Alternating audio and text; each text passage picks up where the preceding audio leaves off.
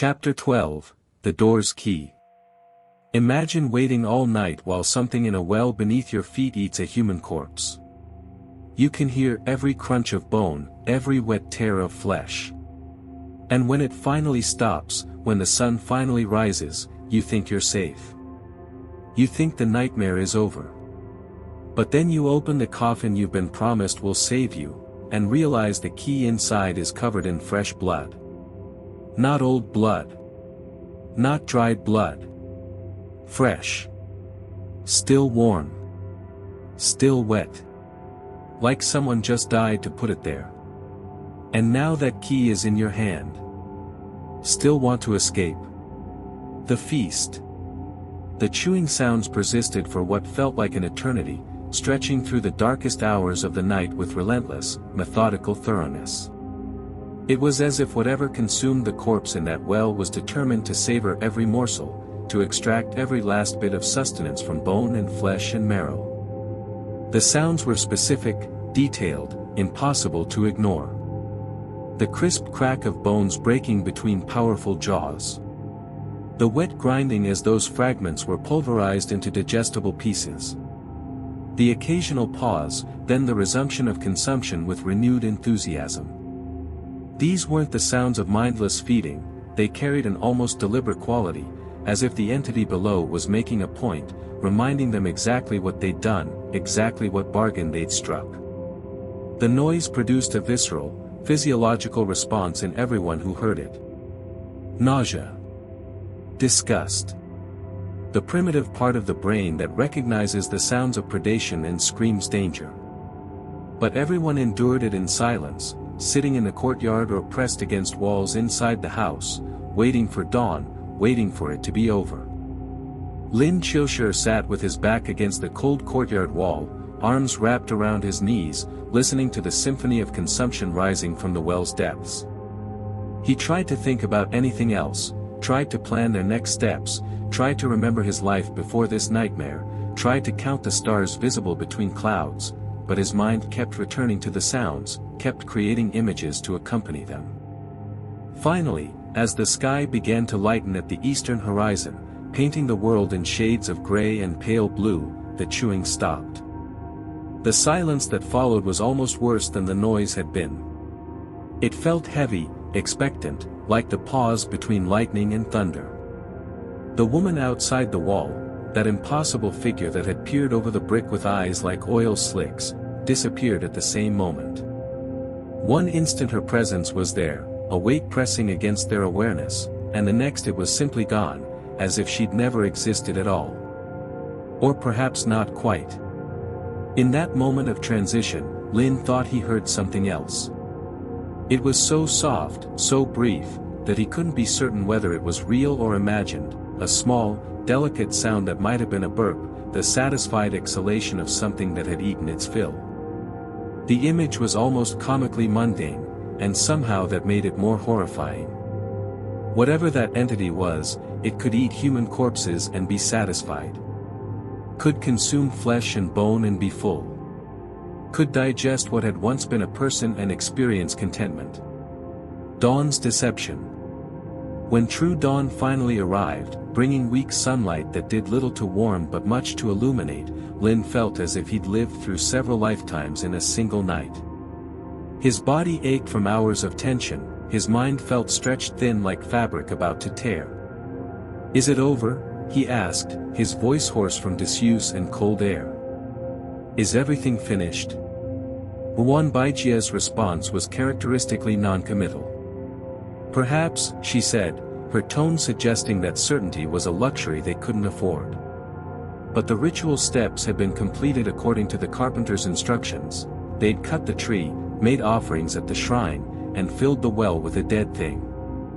All that remained was to collect the coffin from the carpenter and find the key that would let them escape this cursed place. Despite their exhaustion, or perhaps because of it, because exhaustion had burned away the capacity for excessive caution, excitement flickered beneath everyone's faces. This should be the final step. Once they had the key and located the iron door, they could leave this terrible world behind. Could return to reality, to normalcy, to a place where the rules made sense and the dead stayed dead. Everyone clung to this hope, and it lightened their steps as they walked through the village in daylight. They moved with purpose now, with something resembling confidence. The daytime village was a study in contrasts. Under the sun, it looked almost normal, just another small mountain settlement, the kind that might house simple farmers and craftspeople, the kind where nothing more sinister than gossip and petty jealousies ever occurred. No ghosts. No monsters. No deaths that defied explanation. It was easy, in the daylight, to believe the nighttime horrors were aberrations. Easy to pretend that darkness was the exception rather than the rule. The absence. They had to pass the spot where Wang Xiaoyi had died on their way to the carpenter's house. Lin Qiushi steeled himself for the sight, the blood, the split skull, the impossible black hair scattered across white snow. But when they reached that location, there was nothing. Nothing at all. Only pristine snow, unmarred and perfect, as if last night's violence had been completely erased. No body. No blood. No evidence whatsoever that a woman had died here in agony just hours before. Her body was eaten. Lin asked, though he already knew the answer. The question was more about processing the reality than seeking information. Should be. Huan Baijie's tone was matter-of-fact. That thing has quite an appetite. The casualness with which they discussed the consumption of a human corpse would have shocked Lin days ago. Now it barely registered.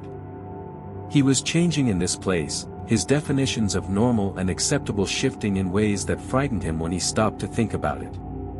So he tried not to think about it. The coffin. They arrived at the carpenter's dwelling to find the old man sitting in his usual spot by the door, pipe in hand, smoke curling lazily from the bowl. Lin approached first and offered a greeting, "Old sir, we've come to collect the coffin." The carpenter said nothing. He merely gestured vaguely toward the interior of his workshop with one gnarled hand, his expression unreadable behind his half-closed eyes and smoke. The group filed inside, and there it was, a coffin of stunning craftsmanship standing in the center of the small room. It was painted a brilliant, deep red, the color of arterial blood, of poppies, of warning. The construction was exquisite, every joint precise, every surface smooth.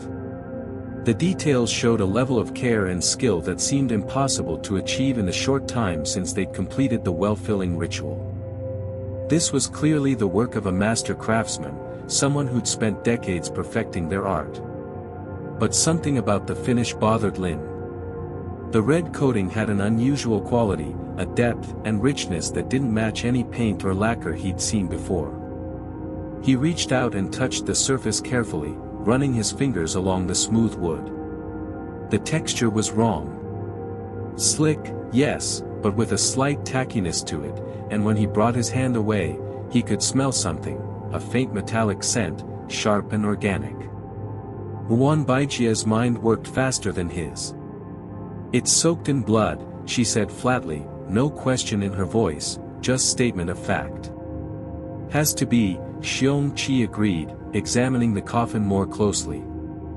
"No paint behaves like that." The implications hung in the air, unspoken. How much blood would it take to soak an entire coffin? Where had that blood come from?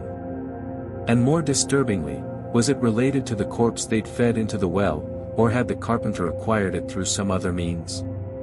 "Doesn't matter what it's soaked in," Huan said, practical as always. "We need to take it back. Let's go." Lin had expected the coffin to be nearly impossible to carry. Solid wood of that size should weigh several hundred pounds at minimum. But when he and Xiong lifted it, they discovered it was unexpectedly light, almost buoyant, as if the interior were hollow or filled with air rather than solid wood. 2 people could carry it easily, almost effortlessly. This should have been a relief. Instead, it was deeply unsettling. The lightness felt wrong, unnatural, like one more rule of physics bent in service of whatever dark forces governed this place. Chengwen remained in such poor mental condition that he was useless for physical labor. That left only Lin and Xiong capable of heavy work. They positioned themselves at either end of the coffin, lifted it to their shoulders, and began the walk back to their temporary home. "What happens next?" Lin asked as they walked, the coffin swaying slightly between them. "First we check if there's anything inside the coffin," Wan replied, walking alongside them.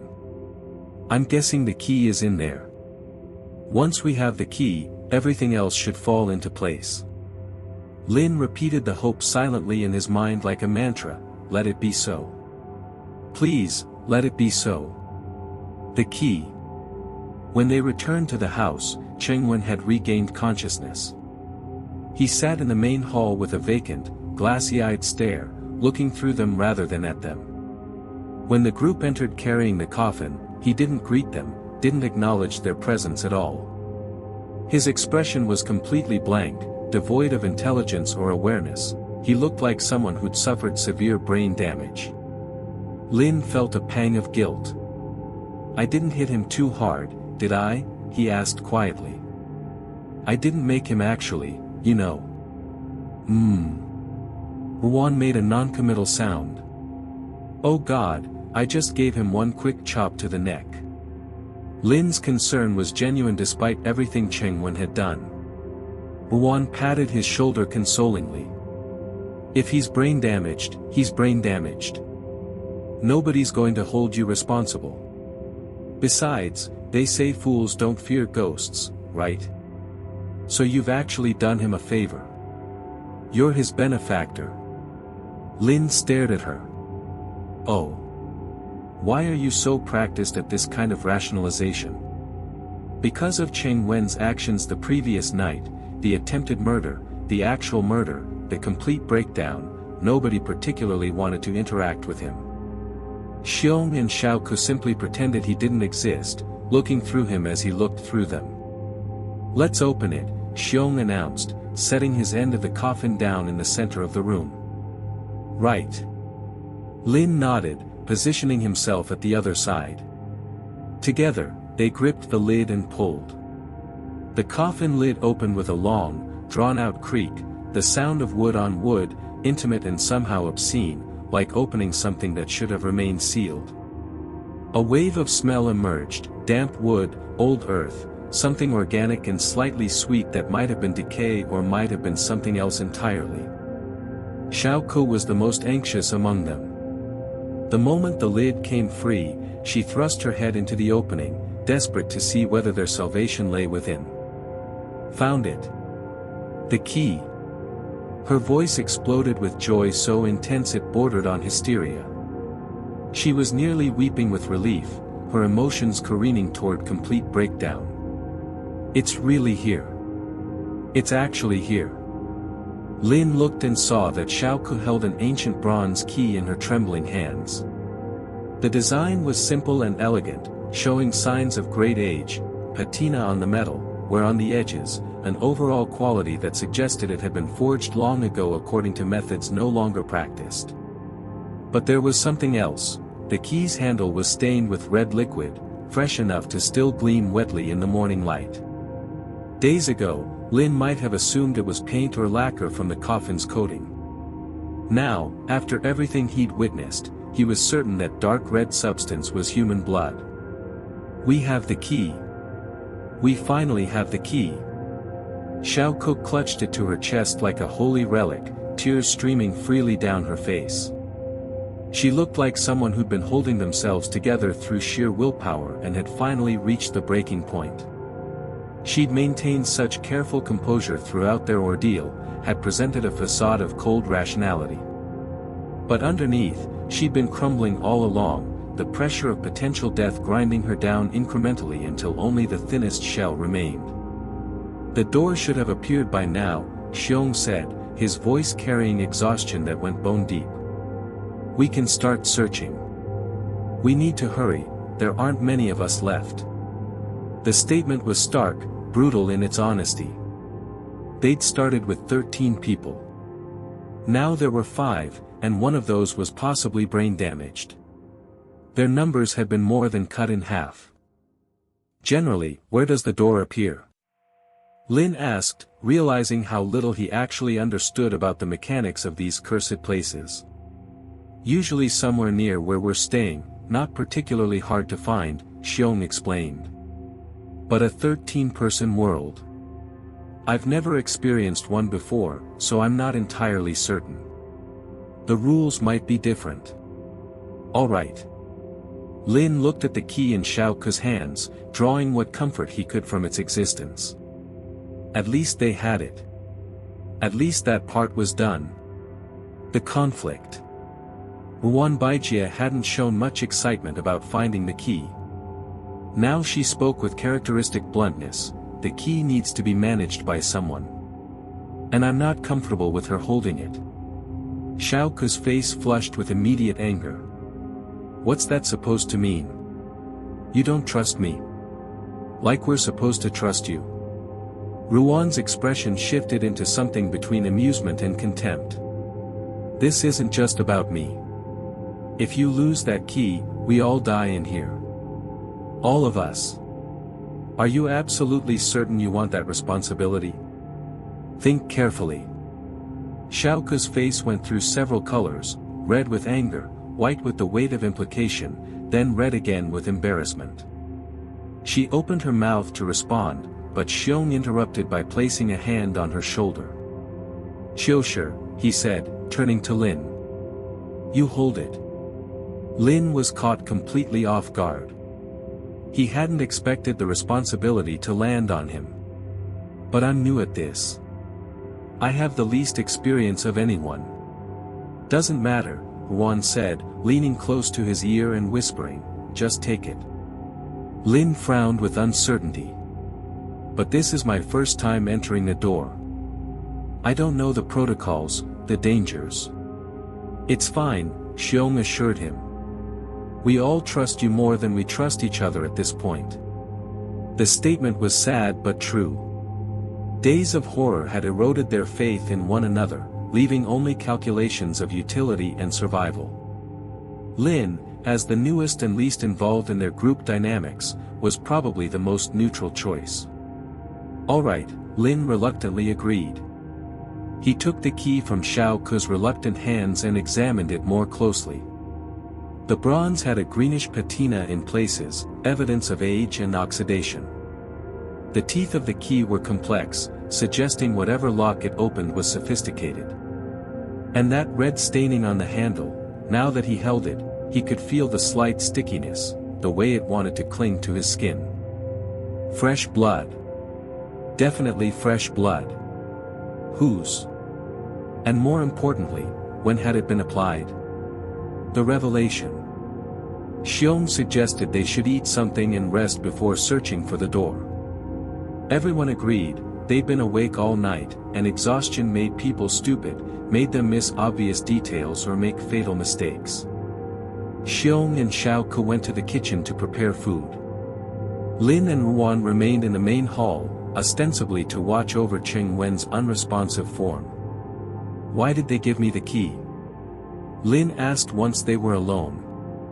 Really? What's the actual reason? Because the key isn't exactly a good thing to have, Ruan replied matter-of-factly. People who hold it tend to die quickly. Lin's stomach dropped. What? Ruan laughed at his expression and reached out to tap his forehead with one finger, the gesture almost affectionate. Of course, you don't need to worry about that. Why not? Lin was genuinely confused now. Instead of answering directly, Ruan suddenly leaned down and bit his earlobe gently, not hard enough to hurt, but enough to send a jolt of surprise through him. Then she whispered, her breath warm against his ear, I found the door. Lin's eyes went wide. What? Shoo, quieter. Ruan's tone was playful, conspiratorial. Lin immediately dropped his voice to an urgent whisper. What did you just say? You found where the door is? That's right. Ruan smiled, clearly enjoying his reaction. She seemed to have developed a fascination with his ears, tracing the curve of his earlobe with one finger, making him squirm with the ticklish sensation. Do you want to know where? Under normal circumstances, all of Lin's attention would be focused on the fact that Juan was playing with his ear in this intimate way.